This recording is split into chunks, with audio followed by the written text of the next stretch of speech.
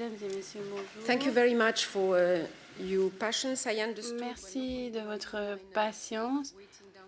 Alors, il y avait la queue en bas pour entrer dans l'immeuble et aussi quelques problèmes de transport en commun à Bruxelles. Bienvenue à cette 54e séance, ce briefing, initiative lancée en 2007 que nous avons lancé avec la Commission européenne, avec Européenne, la DEVCO et avec le secrétariat des ACP qui travaille avec le groupe des pays ACP ici à Bruxelles. Et puis nous avons travaillé avec Concorde, plateforme européenne d'ONG en Europe. Et puis bien sûr, nous travaillons aussi avec d'autres organisations. Bienvenue à vous et bienvenue et bonjour aux participants connectés par vidéoconférence. Et bienvenue et bonjour à ceux qui nous suivent avec le streaming. N'hésitez pas à intervenir. Nous sommes un peu en retard, donc je ne serai pas longue, mais nous avons un programme très intéressant qui tourne autour d'un sujet très intéressant, très large aussi. Il était difficile de choisir, de cadrer les thèmes pour ce matin parce que tous les ODD sont importants. Tous les ODD sont liés à l'ODD 2.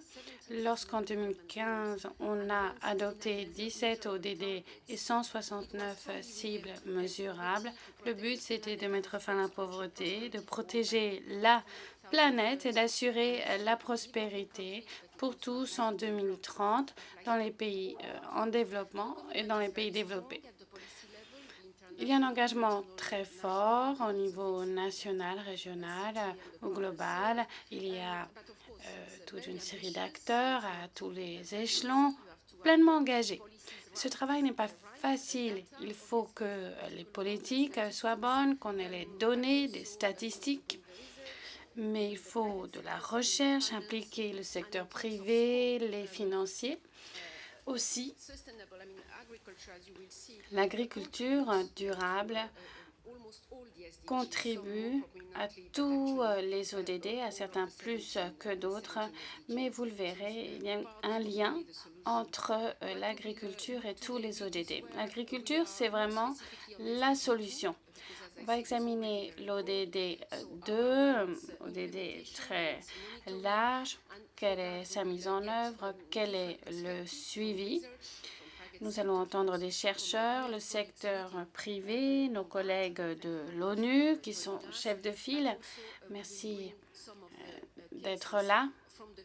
Puis nous entendrons des cas, des exemples tirés du terrain. Stefano Prato, qui est déjà connecté, est au Liban. Il ne pouvait pas être présent dans la salle, mais nous sommes reliés par vidéoconférence. Et puis nous avons nos collègues de Washington, du CERES. C'est un groupe d'ONG qui travaille sur l'agriculture et la pauvreté. Bien, petite annonce sur les langues. En streaming dans la salle, vous pouvez écouter le français et l'anglais. Bien, donc le français se trouve sur le canal 3 et l'anglais sur le canal 2. C'est indiqué sur les panneaux. Je vous invite à parler l'une de ces deux langues.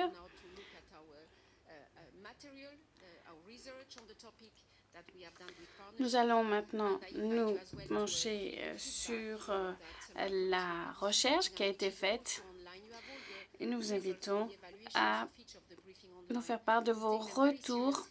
Nous tenons compte de ces avis très fortement. Quelles sont les améliorations que vous proposez? Vous le faites souvent Et nous apprécions vivement toutes ces contributions que vous faites après ces briefings. Le secrétaire des ACP, la Commission et le directeur de CTA, organisation basée aux Pays-Bas, co-organisent l'événement et je le remercie. Vivanu Gnasunu est secrétaire général adjoint et c'est certain, vous le connaissez tous déjà. Il s'occupe de développement durable, de commerce, tout un parcours dans le domaine des politiques,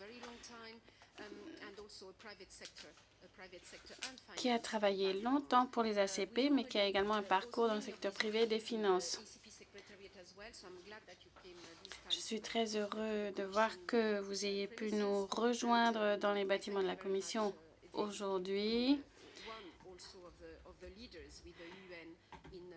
Les ACP, avec les Nations Unies, sont vraiment un des chefs de file qui nous aident à mener à bien ce travail.